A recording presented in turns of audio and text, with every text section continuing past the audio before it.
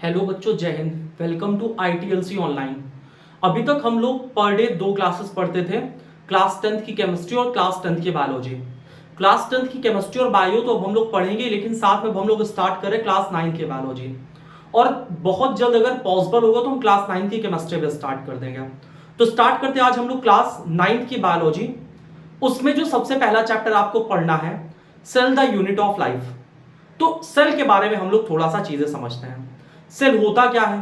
सबसे पहली बात, सेल को बोला जाता है it is the structure and function unit of life. Cell को स्ट्रक्चर यूनिट क्यों बोलते हैं? क्योंकि हमारा बॉडी सेल से मिलकर बना हुआ है। और सेल को फंक्शन यूनिट इसलिए बोलते हैं क्योंकि हमारे बॉडी के फंक्शन पूरे कौन परफॉर्म करता है? सेल। इसके बाद हम सेल की डिस्कवरी पढ़ेंगे, थोड़ा बहुत प्लाज्मा मेम्ब्रेन के बारे में चीजों को देखेंगे। यानी कि आज बेसिक बेसिक चीजें देखेंगे। सेल थ्योरी क्या होता है, सेल थ्योरी को फाइनल शेप किसने दिया। इसके साथ में अगर हमको सेल को देखना है अनियन में तो कैसे हम लोग देखेंगे, तो ये सारी बातें आज हम लोग डिस्कस करेंगे, ठीक है। अब सेल को समझ ऐसे सकते हो कि जैसे तुम्हारा घर किससे बना है? ईंटों से मिलकर बना है। तो ऊपर से देखो तो घर लगेगा कि ठीक है, पूरा मतलब एक ही स्ट्रक्चर है, इसको हमने लाके रख दिया, लेकिन उसका प्लास्टर छोटा हो तब तुमको ईंटें दिखेंगे। इसी तरह हमारा बॉडी ऊपर से नीचे तक एक ही दिख रहा है, लेकिन एक्चुअल में ये छोटे छोटे स्ट्रक्चर से बना है, जिसको हम लोग क्या बोलते हैं? सेल बोलते हैं। तो आइए स्टार्ट करते हैं आज का topic, cell the unit of life, ठीक है। तो आज हम लोग स्टार्ट करेंगे नया टॉपिक। टॉपिक क्या है? Cell the unit of life.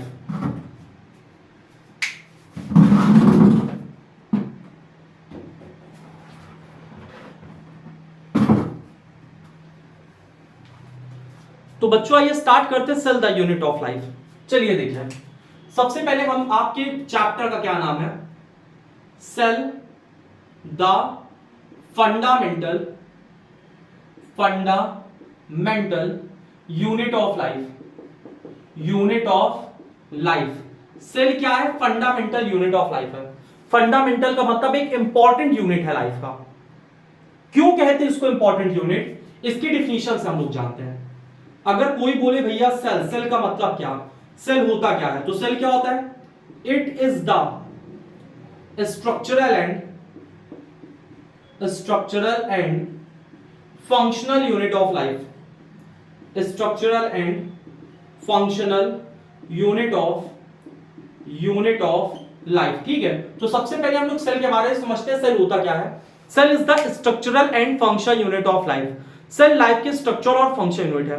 अब बात यहां पे आती है कि इसको स्ट्रक्चरल यूनिट क्यों बोलते हैं? स्ट्रक्चरल यूनिट इसको क्यों बोलते हैं? तो भैया इसको स्ट्रक्चर यूनिट इसलिए बोलते हैं क्योंकि हमारा बॉडी ऊपर से नीचे तक किससे मिलकर बना है? सेल से मिलकर बना है। तो सेल को स्ट्रक्चर यूनिट हम लोग इसलिए बोलते हैं क्योंकि structure of our body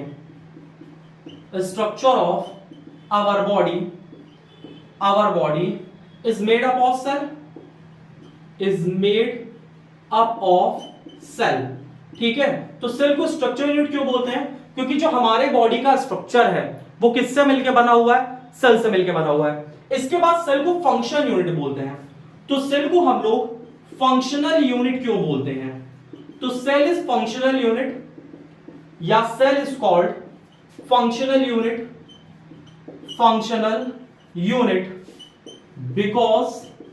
because all the function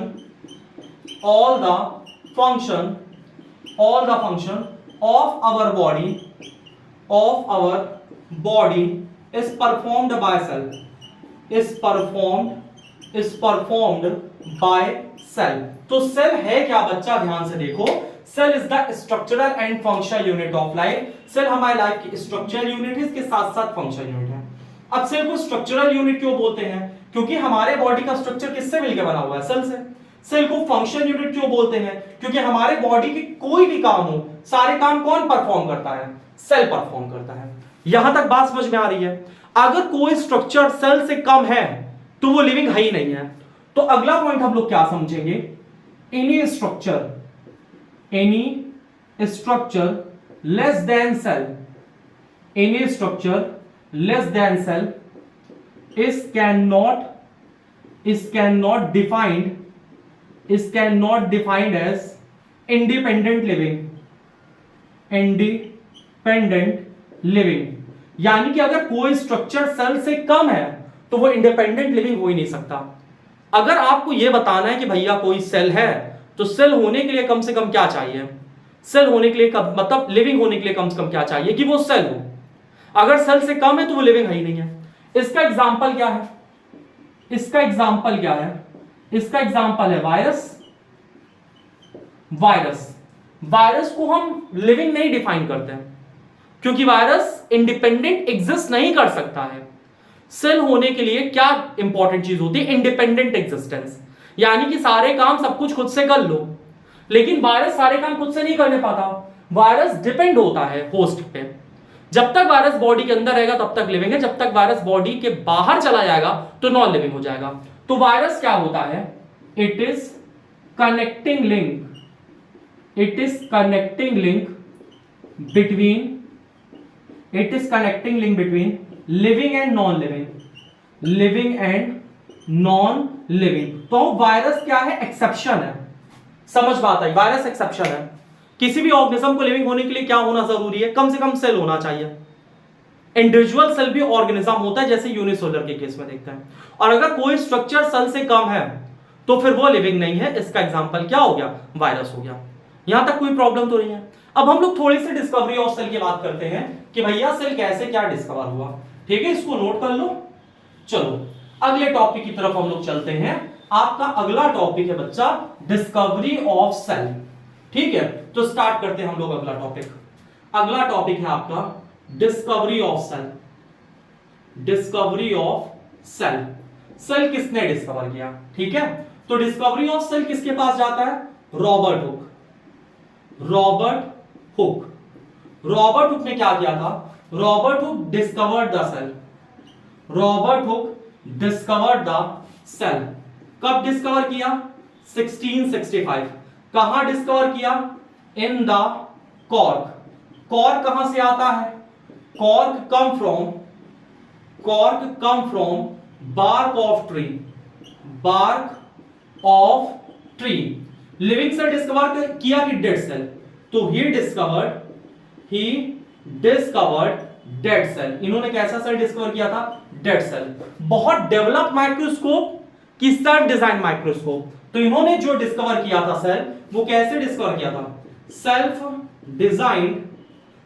designed microscope. और इनको कैसा स्ट्रक्चर दिखा था माइक्रोस्कोप के नीचे, तो ही सॉ हनीकॉम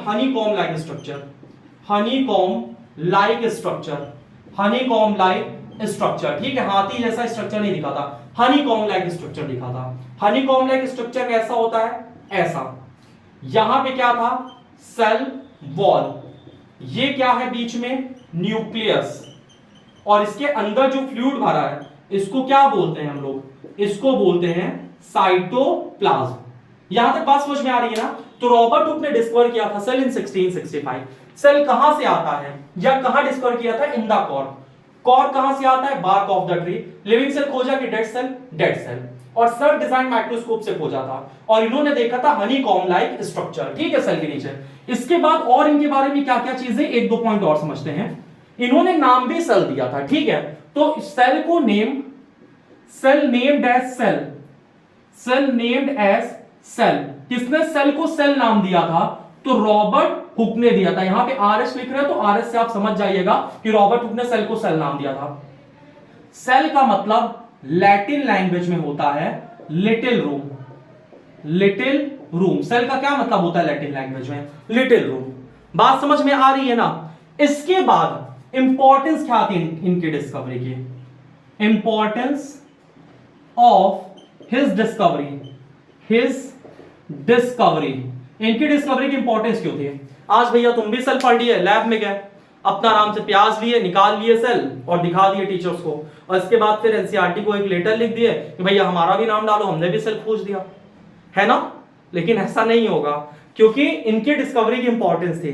क्यों इंपॉर्टेंस थी, क्योंकि सबसे पहली बार किसी ने बताया था कि लिविंग ऑर्गेनिज्म छोटी छोटी चीजों से मिलकर बने हैं। ठीक है, तो आपका मतलब आपको निराश होना पड़ेगा कि आपका नाम एनसीईआरटी में नहीं लिखा जाएगा। तो इनकी डिस्कवरी की इंपॉर्टेंस क्या थी, इंपॉर्टेंस ऑफ हिज डिस्कवरी। तो इंपॉर्टेंस इसलिए थी कि फर्स्ट टाइम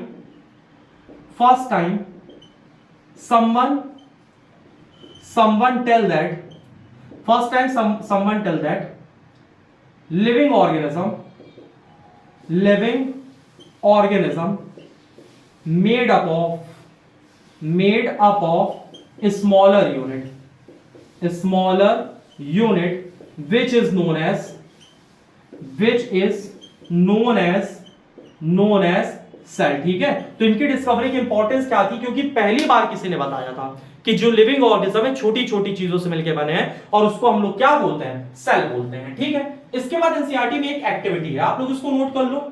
ठीक है, अब हम लोग चलते हैं एनसीईआरटी की एक एक्टिविटी की तरफ, और उस एक्टिविटी में क्या बताया जा रहा है आपको ध्यान से देखना है और समझना है। एनसीईआरटी की एक्टिविटी क्या है, एक्टिविटी में आपको क्या एम करना है, एक्टिविटी में आपको एम करना है observe the cell on the onion peel यानी प्याज की पील निकालनी है ऊपर की लेयर, और ऊपर की लेयर प्याज की क्या होती है, एपिडर्मिस होती है। तो आपको प्याज की ऊपर की लेयर एपिडर्मिस निकालनी है और उसमें आपको सेल को देखना है। इसको देखने के लिए करना क्या पड़ेगा आपको, सबसे पहले आप ये प्याज ले लो। ठीक है, ये आपने एक प्याज ले लिया, प्याज से आपको क्या निकालना है, अनियन पील निकालना है। अनियन पील पे कौन से लेयर निकालोगे, एपिडर्मिस। इसके बाद इसको तुरंत किस में ट्रांसफर करना है, आपको इसको तुरंत पेट्री डिश में ट्रांसफर करना है। पेट्री डिश में यहां क्या भरा हुआ है, पानी भरा हुआ है, और तुरंत पेट्री डिश में क्यों ट्रांसफर करना है, to prevent it from drawing.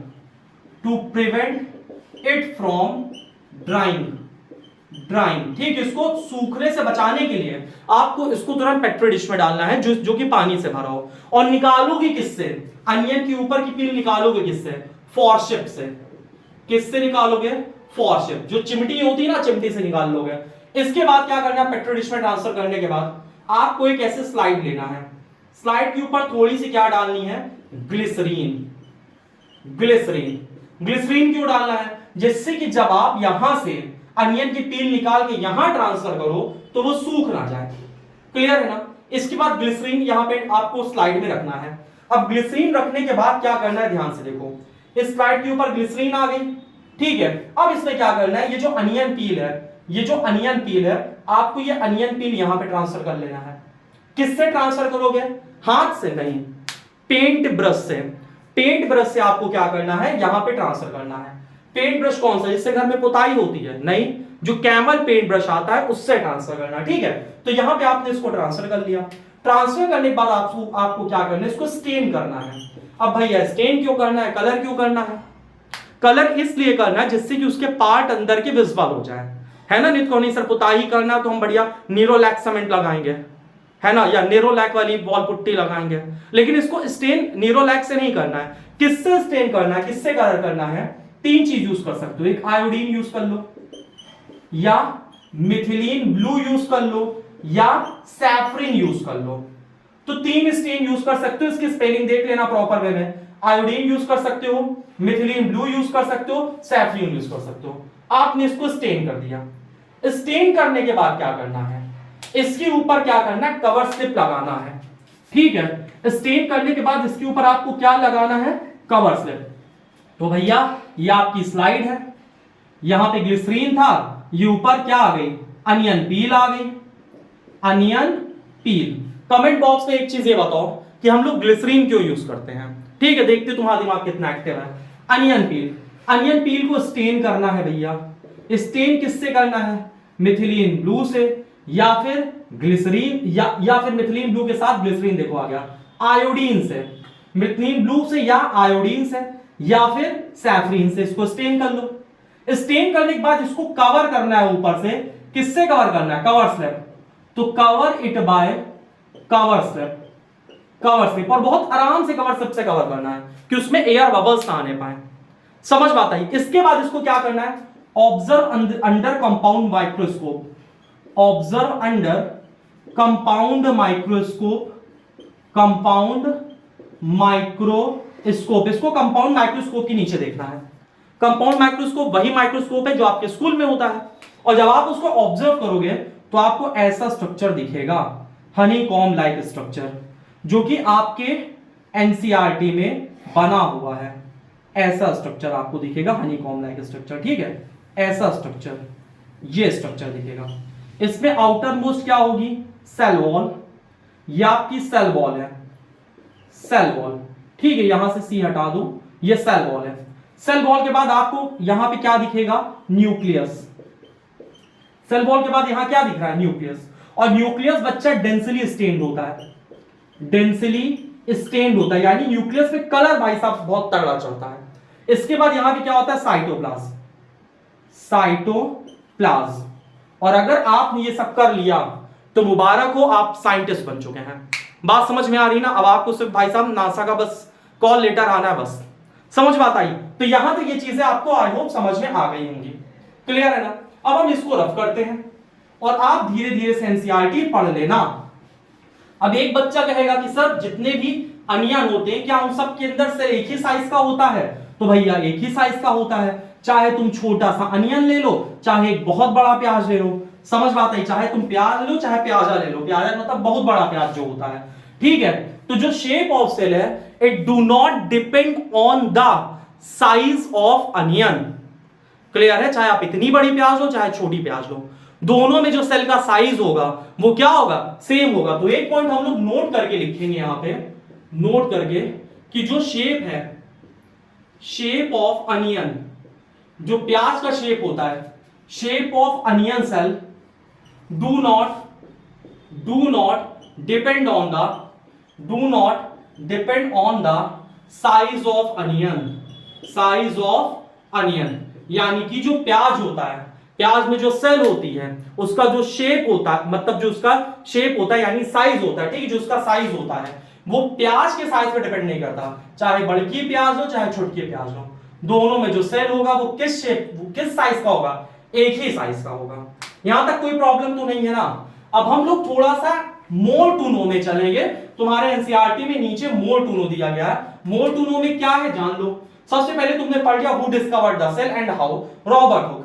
इसके बाद who discovered living cell, who discovered living cell, living cell, living cell किसने खोजा? तो एंटन वॉन लेवेनहुक, एंटन वॉन लेवेनहुक। तो एंटन वॉन लेवेनहुक ने बच्चा कैसा सेल डिस्कवर किया? लिविंग सेल डिस्कवर किया। डेड सेल किसने डिस्कवर किया? Robert Hooke. लिविंग सेल किसने डिस्कवर किया? एंटन वॉन लेवेनहुक। इसके बाद अगली इंपॉर्टेंट चीज है, सेल के अंदर क्या प्रेजेंट होता है? न्यूक्लियस। न्यूक्लियस क्या होता है? Controller of the cell, controller of the cell. तो न्यूक्लियस किसने इसके बारे में बताया हमको? Robert Brown, Robert Brown. कब बताया? 1831। और न्यूक्लियस में हमारा क्या होता है? Genetic material. तो nucleus contain our genetic material, our genetic material. और हमारा जेनेटिक मटेरियल क्या है बबुआ लोग? डीएनए। डीएनए का फुल फॉर्म कमेंट बॉक्स में बताओ, देखते हो तुम पढ़े हो कि नहीं पढ़े हो। इसके बाद न्यूक्लियस के बाद आता है, देखो सेल के अंदर एक लिपिड होता है साइटोप्लाज्म, न्यूक्लियस के अंदर एक फ्लूइड होता है न्यूक्लियोप्लाज्म, दोनों को मिला दो बन जाता है प्रोटोप्लाज्म। तो साइटोप्लाज्म, अभी हम इसको समझाएंगे, साइटोप्लाज्म प्लस न्यूक्लियोप्लाज्म दोनों मिला दो क्या बन जाता है? Protoplasm, protoplasm. और term protoplasm coined by, term protoplasm किसने क्वाइन किया? तो term protoplasm coined by dash. Answer क्या आएगा? पुरकिंजे, पुरकिंजे।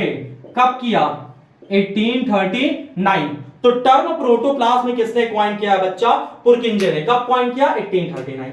इसके बाद हम लोग बात करेंगे सेल थ्योरी की, इसको नोट करो तुरंत। अच्छा, एंटन वॉन लेवेनहुक ने बैक्टीरिया को डिस्कवर किया था, ठीक है। कहां डिस्कवर किया था? पॉन्ड वाटर, जो इन्होंने सेल डिस्कवर किया था बैक्टीरिया का सेल था पॉन्ड वाटर। इन्होंने स्पर्म भी डिस्कवर किया था ह्यूमंस में। तो ये सारी चीजें लेकिन आपके एनसीईआरटी में नहीं दिया, तो बहुत ज्यादा इसके लिए फालतू परेशान मत होना, ठीक है। कुछ लोगों ने ये भी है कि भैया रॉबर्ट हुक ने किताब लिखवाई माइक्रोग्राफी या वो सब भी लिखवा दी है, लेकिन ये सब क्वेश्चन नहीं आता एग्जाम में, तो फालतू इसके चक्कर में परेशान नहीं होना है। प्रोटोप्लाज्म हमने पढ़ लिया। इसके बाद बात करेंगे सेल थ्योरी। सेल थ्योरी किसने दिया? तो आंसर क्या आएगा? Schleiden and Schwann. Schleiden and Schwann. Spelling क्या होगी शिडेन की? SCHLEIDEN, Schleiden and Schwann. Schleiden and Schwann, ठीक है। शिडेन एंड स्वान ने सेल थ्योरी दिया। शिडेन ने कब दिया? 1838 में इन्होंने कुछ बताया था। स्वान ने कब बताया? 1839। और इन्होंने सेल थ्योरी में क्या बताया था? पहली चीज ये बताया था, all living organism is made up of cell. इन्होंने सेल थ्योरी में ये बताया था जितने लिविंग ऑर्गेनिज्म सब किससे मिलकर बने हैं? सेल से, ठीक है। और दूसरी बात इन्होंने बताया था, cell is the basic unit of life. Cell is the basic unit of life. समझ बात है? तो सेल थ्योरी किसने दिया? शिडेन एंड स्वान ने दिया 1838 1839। इन्होंने क्या बताया? All living organism is made up of cell और cell is the basic unit of life.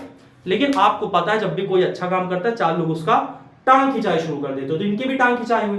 बोला भैया तुमने ये बता दिया कि ठीक है living organism was made up of cell, क्या बहुत अच्छा, बहुत प्रशंसा करते तुम्हारी। दूसरा बताया cell is the basic unit of life, हम इस पे तुम्हारी तारीफ करते, तुमको अवार्ड दे देंगे। लेकिन ये बताओ पहला सेल कहां से आया, है ना? यानी जो पहला सेल आया वो कहां से आया? तो ये बात किसने बताया? विर्चो ने। Rudolf Virchow. इन्होंने क्या किया? He gave final shape to cell theory को फाइनल शेप किसने दिया? विर्चो ने दिया। और इन्होंने एक टर्म बोला था, ओमनिस सेलुला ई सेलुला। अब अगर आपने इसको पढ़ा हुआ है तो आप इसको एक बार अपने मन में बताओ कि ओमनिस सेलुला ई सेलुला का मतलब क्या होता है। ध्यान से समझो जल्दी से। ओमनिस सेलुला ई सेलुला का मतलब क्या होता है? इसका मतलब होता है all cell arises from pre existing cell. यानी जितने भी सेल आते हैं सब कहां से आते हैं? प्री एग्जिस्टिंग सेल से। बात समझ आई? हम कहां से आए? अपने पेरेंट्स से। हमारे पेरेंट्स कहां से आए? अपने पेरेंट्स से। तो जितने भी नए सेल हैं वो सब कहां से आते हैं? प्री एग्जिस्टिंग सेल से आते हैं। और रुडोल्फ विर्चो ने ये बात कब बताई थी? 1855। बात समझ में आ रही ना? कोई प्रॉब्लम तो नहीं है? प्रॉब्लम नहीं होनी चाहिए यहां तक। इसके बाद थोड़ा सा इलेक्ट्रॉन माइक्रोस्कोप के बारे में समझते हैं, ठीक है? इसको नोट कर लो। आपके स्कूल में जो माइक्रोस्कोप है वो कंपाउंड माइक्रोस्कोप है। थोड़ा सा इलेक्ट्रॉन माइक्रोस्कोप के बारे में हम लोग समझते हैं। तो अगला टॉपिक क्या समझेंगे? इलेक्ट्रॉन माइक्रोस्कोप के बारे में। तो इलेक्ट्रॉन माइक्रोस्कोप के बारे में किसने डिस्कवर किया था? 1932 में जर्मन के साइंटिस्ट हैं जिनका नाम था कैनॉल एंड रस्क, ठीक है। इन्होंने क्या डिस्कवर किया था? इलेक्ट्रॉन माइक्रोस्कोप इन्होंने बनाया था। माइक्रोस्कोप इसको अच्छे से कब यूज किए थे? 1940 के आसपास यूज किए थे। इसमें देखो माइक्रोस्कोप में दो चीज होता है, एक मैग्निफिकेशन, एक इल्यूमिनेशन। मैग्निफिकेशन मतलब छोटी चीजों को बड़ा कर देना। इल्यूमिनेशन का क्या मतलब होता है कि उसमें हमको रोशनी से दिखना। तो मैग्निफिकेशन के लिए इसमें यूज होता है इलेक्ट्रोमैग्नेट। तो मैग्निफिकेशन के लिए क्या यूज होता है बच्चा? इलेक्ट्रोमैग्नेट। और इल्यूमिनेशन के लिए क्या यूज होता है? इलेक्ट्रॉन यूज होता है। और एक बहुत इंपॉर्टेंट चीज इसमें समझनी है कि इसको काम करने के लिए वैक्यूम की जरूरत पड़ती है। तुम्हारे स्कूल में ये चलने वलने नहीं पाएगा। तो एक बार इसको हम लोग रिवीजन कर लेते हैं। सबसे पहले हमने पढ़ा cell is the basic unit of life. Who discovered the cell? Robert Hooke discovered the cell. Cell को हम लोग क्या बोलते हैं? It is structural and functional unit of life. एक स्ट्रक्चरल यूनिट क्यों है? क्योंकि हमारा बॉडी का स्ट्रक्चर किससे मिलकर बना है? सेल से। फंक्शन यूनिट क्यों? क्योंकि बॉडी के सारे फंक्शन कौन परफॉर्म करता है? सेल। अब इसके बाद सेल डिस्कवर किसने किया? Robert Hooke. लिविंग सेल की डेड सेल। कहां डिस्कवर किया? Cork come from the bark of the tree. इसके बाद इन्होंने सेल को क्या नाम? सेल का लैटिन में मतलब क्या होता है? मतलब सेल का मतलब क्या होता है? लिटिल रूम मतलब होता है, ठीक है। इसका इनकी डिस्कवरी इंपॉर्टेंस क्यों थी? क्योंकि पहली बार किसी ने बताया था कि all living organism are made up of cell. अगर आपको सेल को देखना है क्या करना पड़ेगा? प्याज ले लेना, प्याज के ऊपर की लेयर निकाल एपिडर्मिस, उसको पानी में डालना है जिससे कि वो मतलब मुड़ने ना पाए। इसके बाद उसको ट्रांसफर करना है स्लाइड में ग्लिसरीन के साथ, मतलब ग्लिसरीन पहले स्लाइड में डाल देना, इसके बाद उसको ट्रांसफर करना है। उसके बाद उसको स्टेन करना है मिथिलीन ब्लू, आयोडीन या सैफरिन, चाहे जिससे स्टेन कर लो। इसके बाद ऊपर कवर स्लिप लगाओ बहुत कायदे से, और उसको देखो माइक्रोस्कोप के नीचे तुमको सेल दिख जाएगा। उसमें सेल वॉल दिखेगी, न्यूक्लियस दिखेगा, साइटोप्लाज्म दिखेगा। डेंसली स्टेन्ड क्या होता है? न्यूक्लियस होता है। इसके बाद लिविंग सेल किसने डिस्कवर किया? एंटन वॉन लेवेनहुक 1674। इसके बाद अगली चीज न्यूक्लियस किसने बताया? तो न्यूक्लियस डिस्कवर किसने किया? न्यूक्लियस। रॉबर्ट ब्राउन ने न्यूक्लियस के बारे में बताया। इसके बाद जब रॉबर्ट ब्राउन ने एक बार न्यूक्लियस के बारे में बता दिया तो सेल थ्योरी किसने दिया? शेडेन एंड स्वान। सेल के अंदर जो फ्लूइड होता है साइटोप्लाज्म कहते हैं, न्यूक्लियस के अंदर के फ्लूइड को न्यूक्लियोप्लास्ट कहते हैं। दोनों को मिला दो प्रोटोप्लास्ट बन जाता है। Term protoplast coined bye पुरकिंजे। कब कॉइन किया था ये वाला टर्म? 1839 में। ठीक है, 1839 में इन्होंने पुरकिंजे ने कॉइन किया था। इसके बाद सेल थ्योरी को फाइनल शेप किसने दिया? रडल्फ रिचो ने। और सेल थ्योरी किसने दिया? शेडेन एंड स्वान। और इसके बाद इलेक्ट्रॉन माइक्रोस्कोप किसने डिस्कवर किया? Canal and रक्स, 1932। यूज में कब आया प्रॉपर? 1940। यहां तक कोई प्रॉब्लम तो नहीं है। अब हम आपको एक दो पॉइंट थोड़ा सा और बता देते हैं, ध्यान से देखो। ये नोट हो गया है, बहुत अच्छी बात है। अब आपको एक दो पॉइंट थोड़ा सा और बता देते हैं, फिर आज की क्लास हम लोग कंप्लीट करते हैं। आप लोग डेली थोड़ा थोड़ा क्लास देख लिया करो, जिससे ये आपका सारी चीजें रिवीजन हो जाए। सबसे पहले ये सेल है। सेल की आउटर मोस्ट कवरिंग क्या होती है? Plasma membrane. Plasma membrane. अब कहोगे नहीं सर हमने सेल वॉल पढ़ा है। Cell wall outermost covering किसमें होती है? सेल वॉल बैक्टीरिया में होती है, यानी मोनेरा में, इसके साथ फंजाई में, और इसके साथ प्लांट में। लेकिन अभी हम लोग एनिमल की बात करें तो एनिमल में outer most covering plasma membrane होती है। इसके बाद बीच में क्या होता है? न्यूक्लियस होता है। न्यूक्लियस, न्यूक्लियस के अंदर हमारा डीएनए होता है जो कि हमारा जेनेटिक मटेरियल है। और न्यूक्लियस के अंदर एक फ्लूइड प्रेजेंट होता है जिसको बोलते हैं न्यूक्लियोप्लाज्म। और सेल के अंदर फ्लूइड होता है, इसको क्या बोलते हैं? साइटोप्लाज्म। और साइटोप्लाज्म और न्यूक्लियोप्लाज्म को मिला दो, क्या बन जाएगा? प्रोटोप्लाज्म। और यही टर्म प्रोटोप्लाज्म किसने दिया था? पुरकिंजे ने। प्रोटोप्लाज्म क्या होता है? Living content of the cell. Living content of the cell. यहां तक बात समझ में आई? आई होप आपको आज की क्लास समझ में आई होगी। अपने जो भी विचार हैं कमेंट बॉक्स में बताइए। आज की क्लास इतनी ही, तब तक के लिए जय हिंद।